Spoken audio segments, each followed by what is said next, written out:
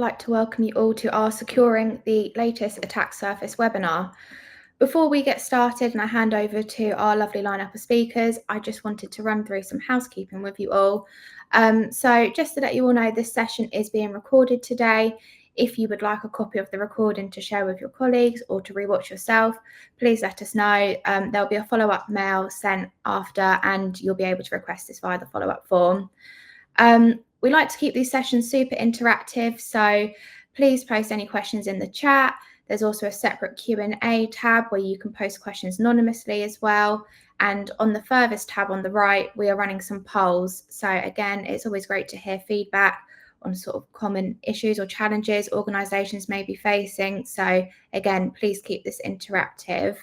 A couple of our presenters will be doing a demo. So once they share their screen, in the top right-hand corner of the screen that they're sharing, you're able to open up the screen into a full view, so you have a better viewing of the demo. I will now hand over to our first speaker, which is Lee Harrigan-Green. So Lee is the solutions consultant here at Palo Alto Networks, and he is going to take you through why the browser has become the new parameter. Good morning, Lee. Morning, Chloe. Thanks for the introduction. I'm just going to jump straight in then, if that's okay. Get that. I'll hang on and let you know I can see your screen. Oh, yeah. I forgot to mention as well, we're going to take all questions at the end. So any questions you pop in at the chat, we're going to do a little panel session at the end. You can see your screen all good, Lee, so I'll hand over to you. Perfect. So yeah, Lee Harrigan-Green. I'm the Senior Solution Consultant working with the education sector. I lead up the technical team at Palo Alto that works with the education sector solely. Before joining Palo, I've been at Palo almost 3 years now. Before joining Palo, I worked within JISC for about 12 years and at the University of South Wales for about another 10, 11 years before then. So always been around the education sector. So hence why I'm now working within the team here. Okay, I'm just going to jump straight into the presentation now. So the browser has become the new way of working, basically. It's become the hub of all of our productivity. 85% of the workday is now spent utilizing the browser. But the browser is vulnerable. Over the last 12 months, 95% of organizations have reported a breach originating from the browser. And within that, we're also seeing like 328 new vulnerabilities have been discovered. So we all benefit from the widespread use of SaaS and web applications, but it's all secured or accessed, via the browser. So all of these vulnerabilities, they keep coming from this perspective, and they can actually affect your day-to-day working as a result. But organizations like yourselves lack the visibility and control of the actions within these applications. 60% of all traffic is remaining encrypted, especially within the education space. We know that the decryption of traffic is against the educational freedoms, and it's a very hot topic in this space. As a result of this, we're unable to protect the SaaS applications that we're seeing. And as a result of this, we are unable to have the control of what the data that is being exfiltrated and used within these SaaS applications and AI tools. And thirdly, the fact that 85% of successful ransomware originates from an unmanaged devices within the browser. So effectively, the addition of these challenges, every organization needs to look at now how they can provide a security solution that employees will use without hindering their productivity. The main reason for this is, as you can see on the screen now, 74% of employees would essentially bypass the security in order to accomplish a business objective. So we're seeing that people are going around the objectives of the protections that are in place. So we now need a solution that is now capable of bringing all those business objectives back from an educational perspective to protecting the data that you're using, whether that is in the SaaS application or private applications. So this is where we come in with the browser. So the browser is basically built up upon these 4 different pillars. So we look to secure any user. That could be staff, students, contractors, or any third parties on any device. That's managed or unmanaged. The reason why we tease this out is the browser is in itself is its own secure bubble. Everything that happens within the browser is encrypted, and you can define policies about what you can do. Any attachments you download within the browser can stay encrypted and only be reopened within the browser. And in any location, whether that's home, office, or could be anywhere else, like remote third party, remote locations, staff on holiday. And again, using any application, that includes applications that have a SSL certificate pinning. So we're able to still inspect the traffic and protect your data, which is most critical. So just why Prisma Browser is unique. It's just like any other browser. It's built just like Chrome, Edge, or Safari. It's running on the local devices that you run. It's a Chromium-based solution, and it gives you the browser experience that you're used to and your staff is used to as well. It doesn't require any infrastructure changes, so it means you can easily fast and deploy it. It doesn't actually require admin privileges as well, so we're still able to keep the secure solution, keeping things encrypted, but without having to actually enforce any other reconfiguration on the device. You don't need admin rights to install the browser. And it gives, and it's also it integrates with our SASE solution. So it's natively integrated, which means we're able to route traffic, route applications to your private environments, and actually still put those security controls that are important from a SASE first methodology. As you can see on the screen as well, we support a wide variety of OSs natively, Windows, Mac, Linux, IGO, Chromebooks, iOS and Android on a mobile device as well. So I'm going to just jump into one of the few things we're saying. So where we're saying here is we're able to secure the work on any device, whether it's unmanaged or managed. That's mean because we are able to isolate the enterprise apps that you're using from untrusted endpoints. This means we are forcing you to use the browser in order to access those enterprise apps. This could be a decision this is a decision in order to protect your data. And when we're saying about this, how you work within the browser, it's secure. Everything can be encrypted. Everything is potentially you can stop from copy and pasting from different environments, and regardless of the SaaS applications. You define the applications where you want your data controls. Hope that's gone through. So we're able to boost the visibility and control across all SaaS, AI, and web applications. Because we have the visibility from the browser, it means that we're able to put in additional security controls. So enforcing MFA before you access a website. Actually, you need to decrypt or have visibility of some of the data. You can put a just-in-time request. With the browser, it also integrates with all our CDSS capabilities. That's our cloud delivered security services, and that brings the additional protections from a vulnerability perspective, from a malware perspective, and actually a web filtering perspective as well. Also, we like to ensure that we could give in a good experience to your users, and because the browser is fast, it works with all applications in a single work environment. Less time is spent on troubleshooting issues. We have an application acceleration element to this. We're able to also deliver because of the integration with our SASE. This is an API-based solution which accelerates the capabilities of applications and web-based SaaS applications you're accessing. And also, because of the nature of it, we're able to onboard and offboard users very quickly. And this is particularly important when it comes in comparison to VDI environments, where you may have to ship a laptop as well, or as an alternative solution. Because of you're able to directly access the components in a secure way, there is now no need for that from the operational perspective. What we've been doing from this perspective is as good as the engine that underlies it. So we secure almost 9 million unique attacks identified every day, and 30.9 billion attacks are blocked every day. So this is unique, new.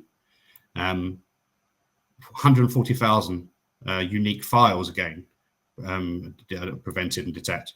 77 million every day. You can figures speak for themselves on what we have from a security capability. But I would just now want to link it back to how this works within the education sector. So these a few examples here of the key common areas where we see this having traction.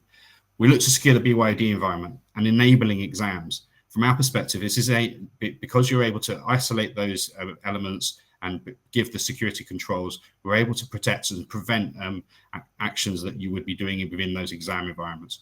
You're able to use BYOD as well because you're now no longer concerned about what the security of the applications or your data that is being accessed.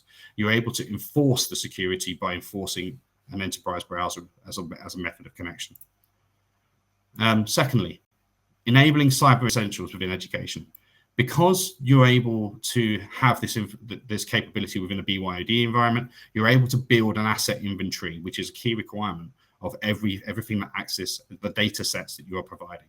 This brings BYOD actually out of scope from a compliance perspective, because at that point in time, the BYOD is just an untrusted network. You change the control, you change the narrative, because you're talking about securing the data rather than the network. But it gives you all of the asset inventory that is required from Cyber Essentials. And actually then thirdly, enabling transnational education. Because the Prisma browser works alongside Prisma Access, you can have the same rule set applied to wherever those users or students are. Now just going to jump into a few more little elements from the unique capabilities we have. Again, said it once, it's about that secure environment and able to work on any device where you use the browser. And also the last mile and identity controls. So because we're able to enforce different controls upon what you're accessing in line, it provides additional security from that perspective.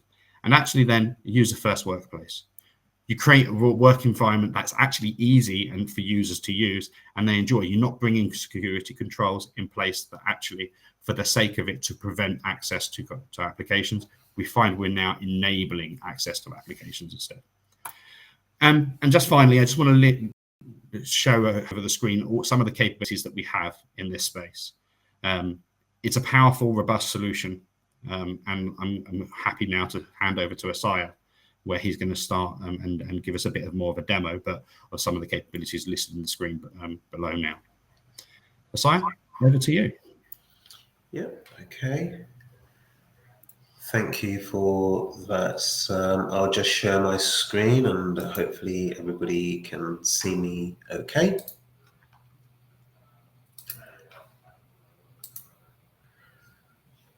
Right, so yeah, thank you everybody for taking the time to join us on this session. It's much appreciated. I know that everybody's busy and taking the time out of your day is very much appreciated. Again, just to cover some of the points that Lee's described, I just want to introduce you to the KHIPU branded Prisma browser. And I might say Prisma Access browser because the name change has just recently taken place. But browser is built on the Chromium project. The reason why that's relatively important is because if you've got users who know how to use Google Chrome, they will know how to use this browser. So that adoption curve is very much a non-issue from that point of view.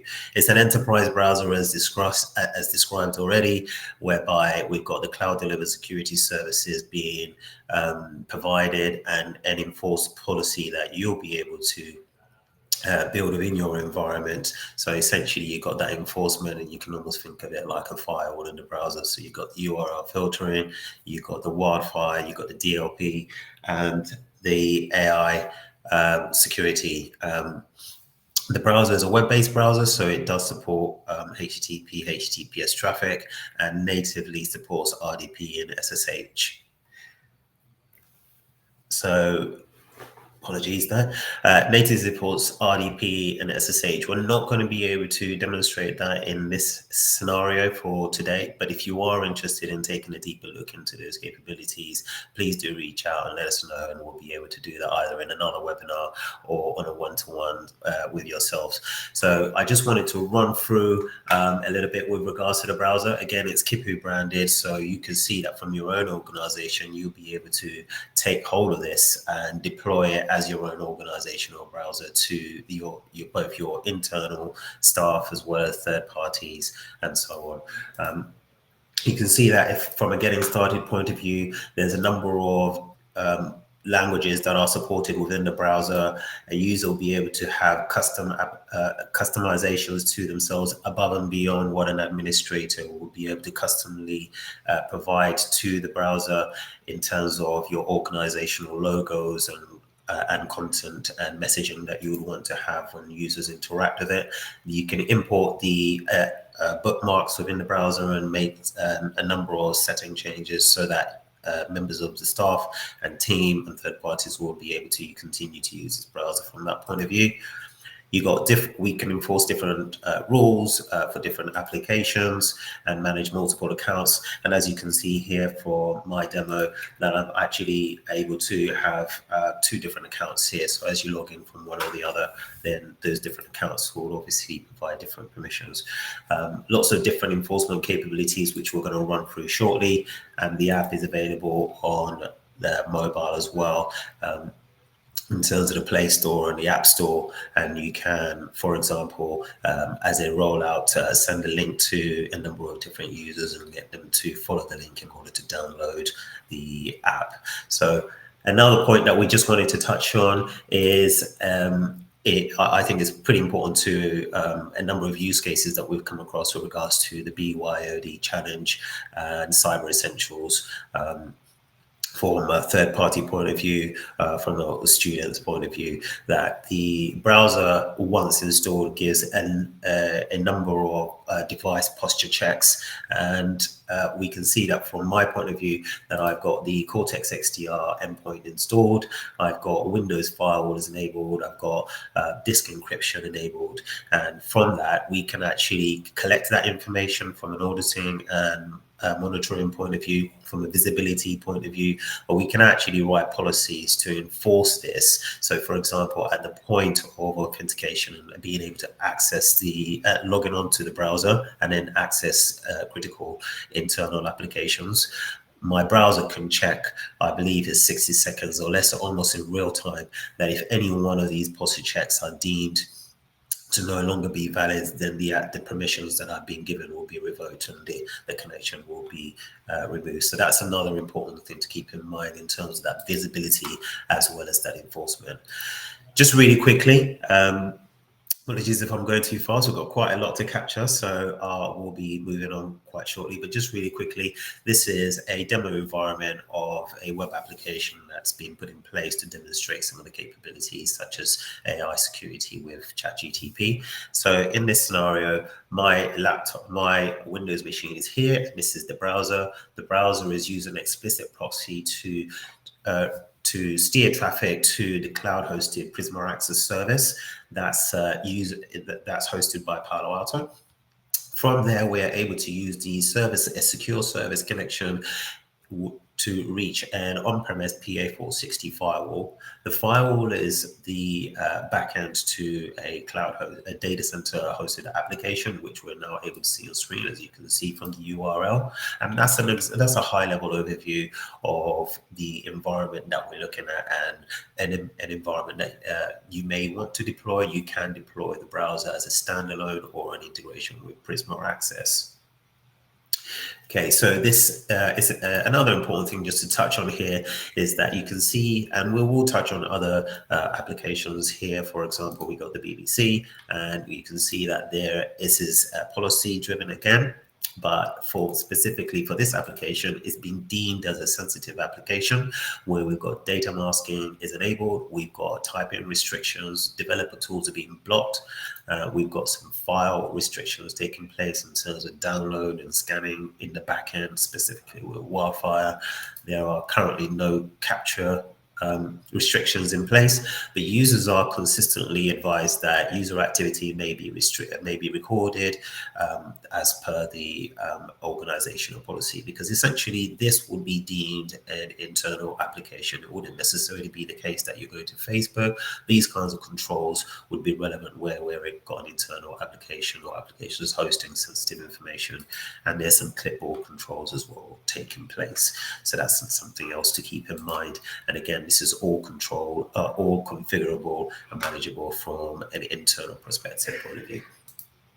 So moving on to our next example of copy and paste, we've got some data security controls that we want to put in place so that we have strict data handling policies that we can enforce to make sure that DLP is something that we can enforce for applications. So in that sense, as in this example, I'm able to, within the browser, copy and paste content, but outside of the browser, I'm not able to go ahead and paste that content outside of the browser. So these are the controls that Lee was talking about previously, that within the browser we're able to view the data, we're able to manipulate the data, but that data does not leave the browser itself and have a potential data leak scenario.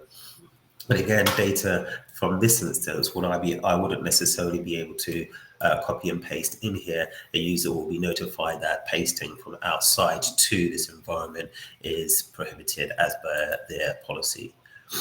Now, let me just remove that. Now, in this instance, we see that that information was restricted for an unauthorized member or staff or for a third party, but I was able, because I had the security policies in place, to override that and allow myself to see that sensitive information. So imagine that now we had a ChatGTP scenario where a member or staff wanted to use ChatGTP because it's a corporate sanctioned application.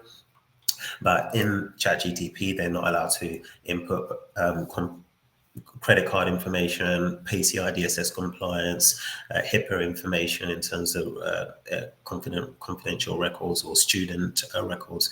And what, from a DLP point of view, that can be detected by the policy engine supporting the browser, enforced within the browser itself.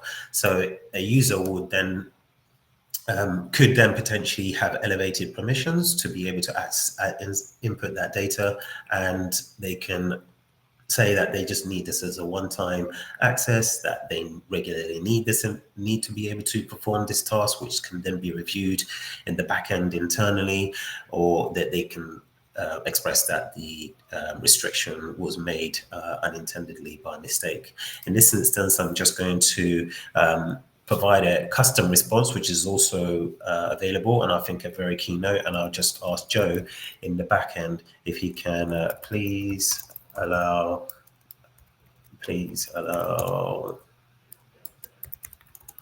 access for testing. Okay, so I made that request through to Joe, and you can see that the request has been sent through. It will take a minute or two, but once the request has been sent, then as you can see, I'm awaiting that. On previous requests, Joe has allowed that request to go through, and he's also provided a timeline of 10 minutes for that permission to be provided.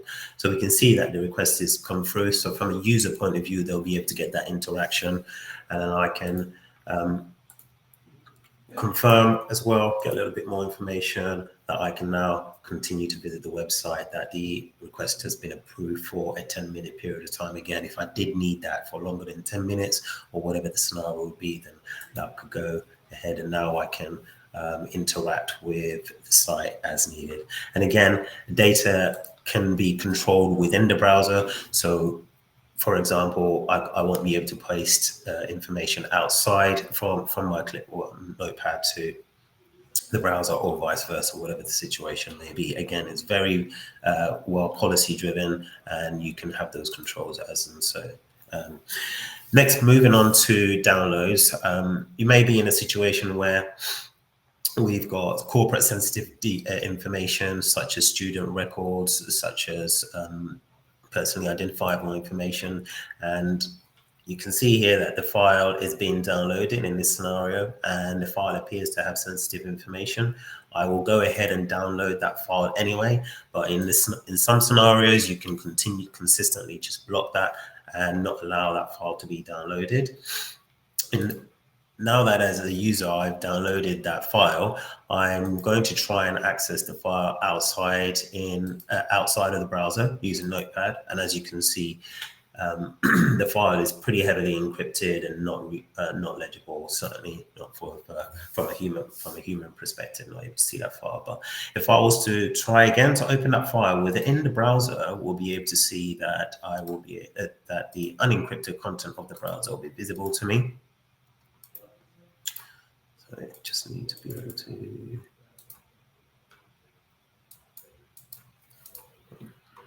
Just 1 second. Sorry guys, I'm just trying to see if I can open that for us.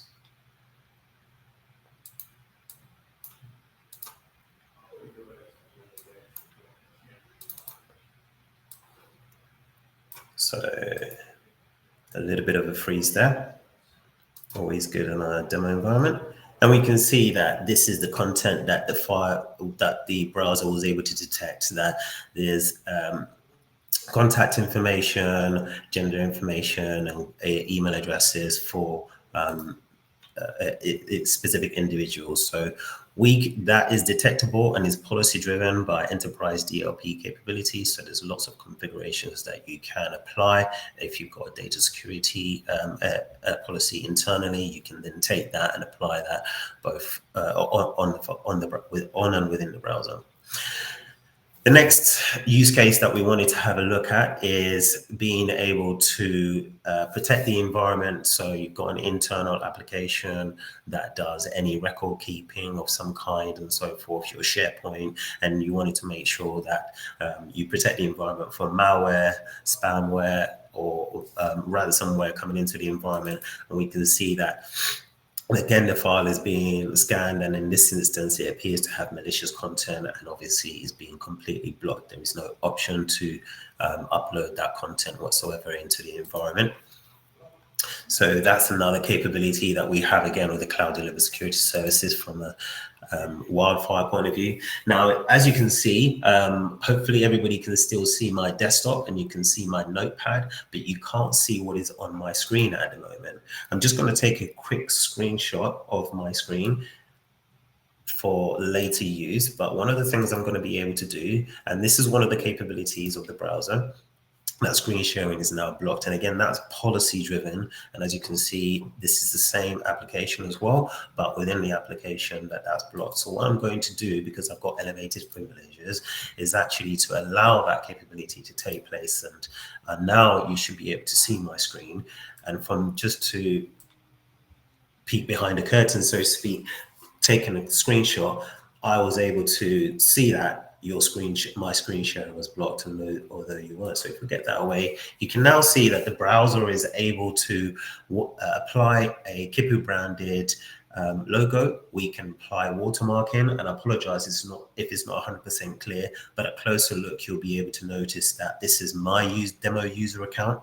The demo user account is in watermark with the application, and there's a there's a timestamp and a date stamp, so that if anybody was to take a screenshot of that, they could see that my information will be provided, as well as the KHIPU logo, to know where that information came from.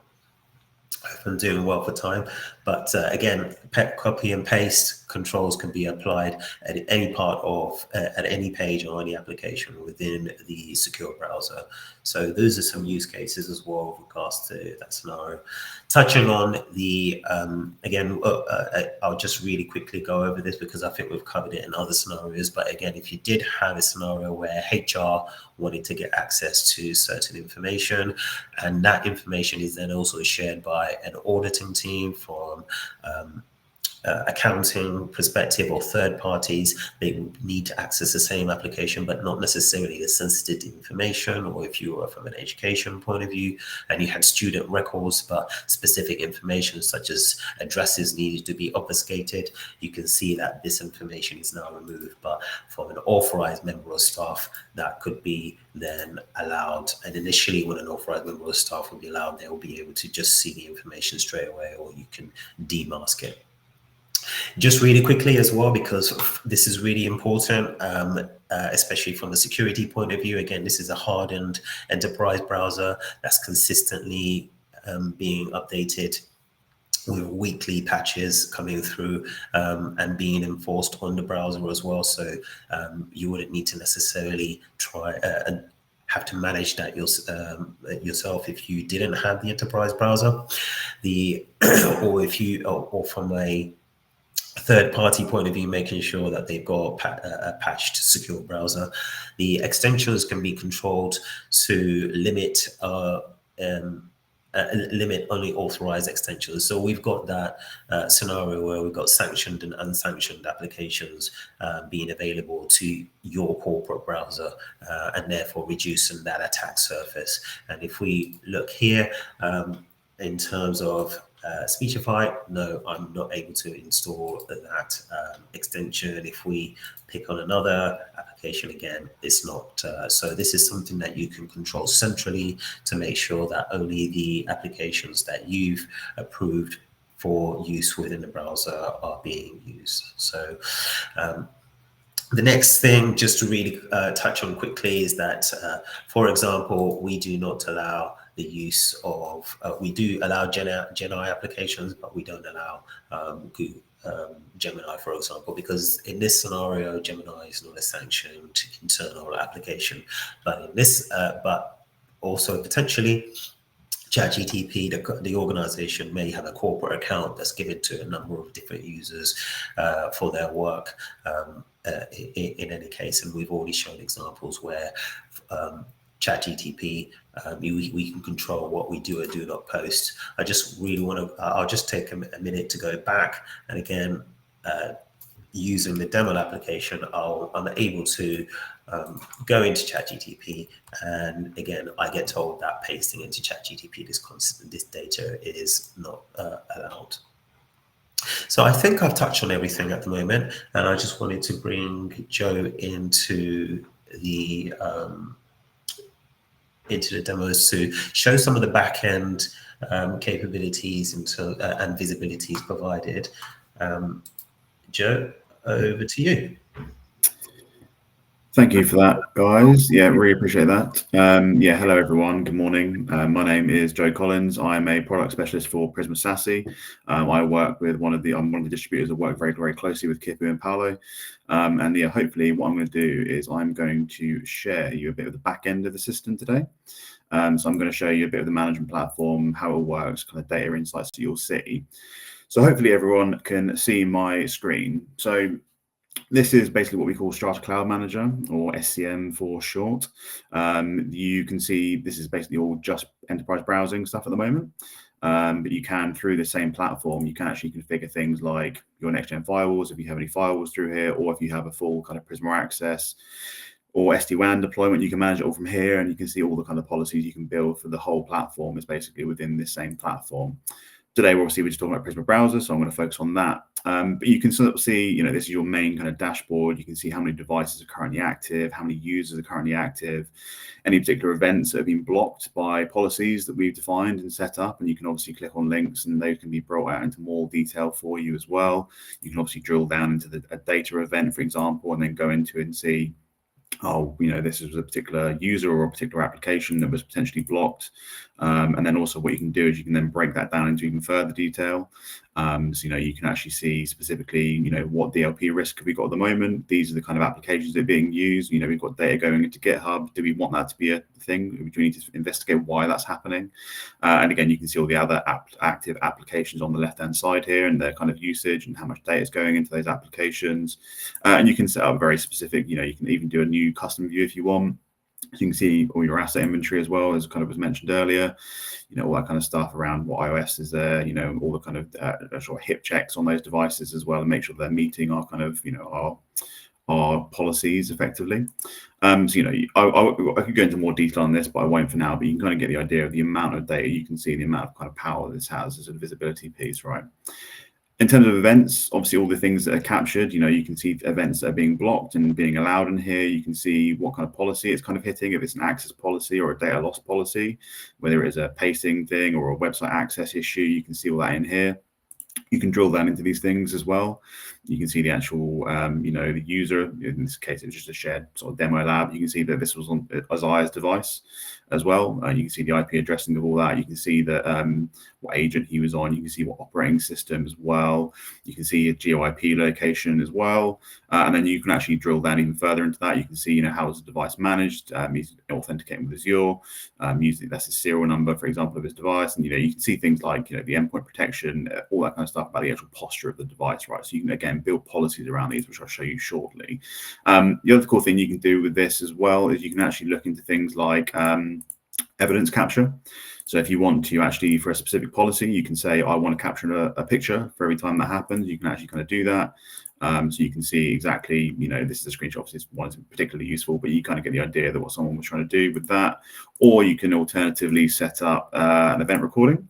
So if I just quickly refresh this as well and do event recording, you can then actually literally sort of see, it's actually been blocked on this one, but you can kind of get the idea. It will actually show you a video of the actual thing. So I don't know if I can show you this one. Here we go. So you can actually kind of play, and see, oh, this is what someone was trying to do. They were obviously trying to sort of paste something into there or copy some sort of sensitive data they weren't supposed to. And then we can kind of capture that and then investigate it much more effectively, right? You can then kind of build that out into actual investigation. So for example, for me, you can say, I want to investigate what Joe is doing on his specific device. And you can see what I've been doing over the last hour. You can see that I tried to go to Gemini or, and it was sort of all these things were blocked. You can see it's kind of blocked in there with a red kind of marker, and you can kind of break those down into even more events. You can see my access was blocked. I was trying to go to Gemini. This is my device, all my details I was just showing you previously before. Another thing to sort of mention is obviously the users. So this is where all your users are onboarded. You can see all of that here. You can see that my specific name is here. You can see all the devices that are associated to me. My current device, I'm in our lab as well. So I'm currently active to, you can see that, but obviously these are older devices. And this is my own personal iPhone that I use as well. You can see what user group I'm part of, and you can see what kind of policies that are being applied to me. And this is kind of where you obviously then build your user groups. So then those users that you have originally go into user groups. And what you can then do is you can then add sort of groups in here as well and sort of, define those however you wish and what authentication method you want to use, that kind of stuff. And then obviously Lee, I think, mentioned around the device kind of capture. You can see all of the active devices that have currently accessed or have access in a certain period of time if you want to do that. And you can kind of, again, drill into the details of those devices, where they're coming from, GeoIPs, the posture of the devices, how they're authenticating, that kind of stuff. And then you can build, obviously, device groups for those as well. So you can, again, you can build specific policies for browsers, for desktop devices, so laptops, desktops, mobiles, or specific extensions as well, or Chromebooks.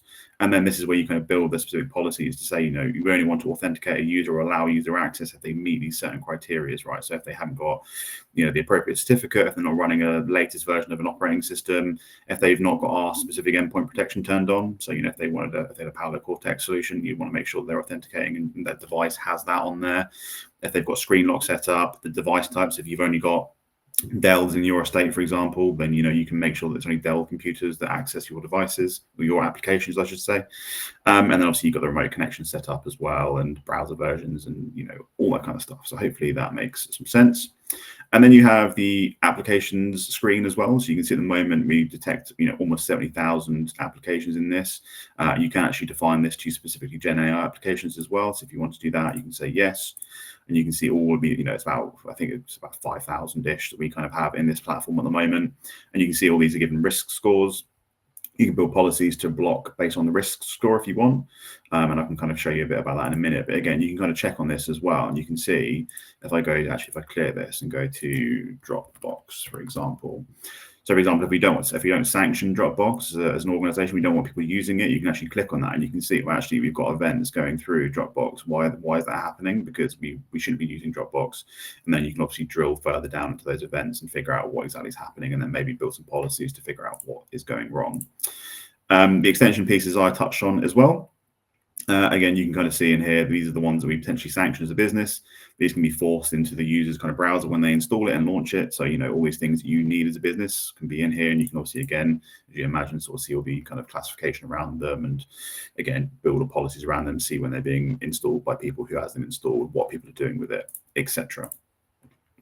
And then if I go into policies, I will be completely honest and say I'm not like an engineer, possibly a network engineer, but I can build policies in this. And most of the policies that Isaiah's kind of showing you today are things that I've been able to build myself. It's really quite an interactive tool, right? So if I just kind of show you quickly some of the controls you can actually deliver. So very simply, you kind of name your policy wherever it needs to be. Then you build the scopes. Obviously, we showed our user group, so you can do it just based on me as an individual if you want. You can do it based on a specific user group, or you can do it on a device group. And as you can see, I can define a user group specifically just based on a serial number for a device. So if I just want to specify an Isaiah's device or my device, I can build a policy around that. You can also do it based on a network, and also you can define that based on GeoIP as well. So if you only want users authenticating from United Kingdom, you can do that. If I actually put in the right detail, you get the idea, right? So you can just do it like that and then build those policies. That's kind of your baseline. In terms of applications, you can then say, for example, you can build an any rule if you want. So any rule, or you can literally do a specific custom application. So again, you can do this in various ways. You can either do it via searching. So if you wanted to build a policy around Dropbox, it's just an easy example. You can again tick that very easily, or you can do it via specific URL, FQDN, that kind of stuff. Alternatively, if you don't want to do that and you want to make a more blanket rule, you can kind of do it by classification of that website. So you can, again, you do all the kind of sensitive information you want. You can kind of tick all those, make sure that people aren't accessing like gambling websites, dating websites, that kind of stuff, right? Similarly, obviously the AI controls piece, you might want to block all AI things. Again, we have kind of tags for those as well. You might maybe say you don't want them to access code assistance, because obviously there's potential risks there. Maybe you allow them to access an AI conversational assistant. That's kind of fine for your business. So you can kind of tick the ones you don't want, and then that one won't be blocked. And then obviously you can do private applications as well. So if you have a private app, we showed that kind of earlier. That's that application we're using, or non-web apps for RDP, remote sessions, that kind of stuff. And then you can kind of set up how you want to do it. So again, you can block. These are the things that Isaiah showed. You can warn and proceed, or you can warn and allow, but they have to give a reason for that, or they have to send permission requests. So again, you can define that however you want. And that could be 10-minute or a one-time access. You can again define that if you want. And then you can make them do a login form if you want. And then obviously here's the data controls around, do we want it to be just desktop, mobile, or extensions? You can do things like, if you don't want people to upload certain files, you can say, I want to block the uploading of specific files when they meet a specific file type, right? So you can say, I want to block all Excel documents from being uploaded to this or downloaded from this specific site, right? So again, you don't want to exfiltrate data they shouldn't be able to, and you can kind of do that again via policy. I won't go through all of these now, but you can see there's lots in here. Screenshotting, you can block camera and microphone access, the malicious threat. One of the cool things as well is around data profiles and data patterns. So again, you can build policies to say if it has a certain type of data in there. So if it's got GDPR, PII, that kind of stuff, or specific data patterns. So, if you put in like passport, you can say passport numbers, or if you want to do like national insurance, again, you can block the national insurance details being logged in there. And again, you can make custom patterns as well in here. You can make them custom if you want. So again, you can do all that, no problem. And then obviously this is the tracking piece, right? So you can record that session, don't record it, however you want to play that. And then, there's obviously further things that we can do. So I'll discard those for now. Just quickly blast through this one as well. So this is the browser security policies. So again, you build your scope out as you want. And then you can kind of, say if you want to have a lock on the browser, so you can set up a PIN code for that browser. So if someone does leave their, device unlocked or whatever, you can set up a PIN code. So every time you have to sort of enter in a PIN code. You can do things like browser hardening. So you can block developer tools, key logging, block pop-ups in there as well, that kind of stuff. Password manager as well, which not sure if we mentioned, but there is a password manager built into the platform as well. So you can kind of do that if you want, or if you've already got kind of an extension which is managing your password at the moment, then as long as it works on Chrome, it should work on Prisma Browser. So you obviously, as long as you accept that and authenticate that extension, then it should work. But there is one built into the platform. There's also autofilling blocked as well, so you're not constantly having that password. If someone's device gets nicked, those forms aren't going to be autofilled with their passwording, thus potentially saving some kind of credential theft type situations. And there's loads more features in here again, which I won't mention, but here's the allow block extension piece as well if you want to sort of look into that. You can stop print screen actual printing to printers as well, cookies, that kind of stuff. So that's basically it for now. If you don't want to do that every time, then you can set up basically custom profiles. So if you have a generic DLP profile you want to set across everything and not have to rebuild it, for different user groups every time, you can do that as well. And then obviously sign-in rules. I won't touch on this now because it's not too much relevant at the moment. And then obviously these are the permission requests. This is where I approved Isaiah's one earlier. So this is where they'll come through to. You can see this is the one I approved earlier. And again, I approved for 10 minutes. This is the policy he was hitting, typing guard, there's a credit card number. I responded saying not a problem, right? And you can also see if you do have accident, you can revoke it as well if necessary. There is an integrations piece, which I won't touch on too much, but there's lots of integrations we can talk to you about and figure out if you need to look at that. And then also audit logs as well, so you can see when people have been, doing things in the background where maybe something, went wrong or, all that kind of stuff. And I think that is pretty much everything that I can think of. Hopefully that's kind of covered it in some good detail for now. I won't stop sharing for now. So yeah, if obviously any further questions that you may have, then if you want to look a bit deeper into that, then please reach out and we'll sort of certainly do that for you, no problem. Amazing, thank you, Joe. I will also invite Isaiah and Lee back up onto stage. So if you wanted to turn your camera and microphone back on, that would be great. Really great session, guys. We've covered quite a lot and we actually have quite a few questions to run through. So I will start with your session, Lee. You had a couple of questions. So the first one being from Sebastian, which was, how do you stop access from outside Prisma Browser to a SaaS app? So, so what you would do is, one thing you get with the Prisma Browser is you get what we call an authentication proxy. So any authentications that use your that you would use will flow through that authentication proxy. And what you do is in the SaaS applications, you put conditional access control that would limit the successful logins to be from the known addresses that we would give you for that authentication proxy. So that way you're enforcing any that nobody else can use another browser or means to be able to access those SaaS applications, because the control is forced through the browser at that point in time. Yeah, the user, when they try and navigate as well on another browser, they'll get a notification saying you're not able to access via this method. Please, download the Prisma browser or navigate to the browser, and it will then send the user to that browser, to the Prisma browser, basically. Great. I hope that answered your question, Seb. Also, if anyone does have any other questions, please pop them in and we'll get around to them whilst we're answering these. So another question for you, Lee, was from Mervyn, which was, is Prisma Browser capable of isolating risky web sessions without disrupting user experience, and how does it achieve this? So I think we've seen in the demo from Isaiah and Joe the different elements and different ways it isolates those particular risky elements. And it's about the data controls at the end of the day. So if you're looking to secure your data, then you're able to do so. But somebody else I'm going to add to this is the web filtering elements that we have in the firewall, in the CDSS subscriptions. They are also baked into the browser. So from that perspective, you're able to define in your own policies, as Joe's shown you, to define what you are and aren't allowed to access. That would include material that would be in the CTI-RU lists as well as the IWF feeds. They are baked into those feeds and solutions that we have. Perfect, thank you. And Mervyn, I hope that answered your question.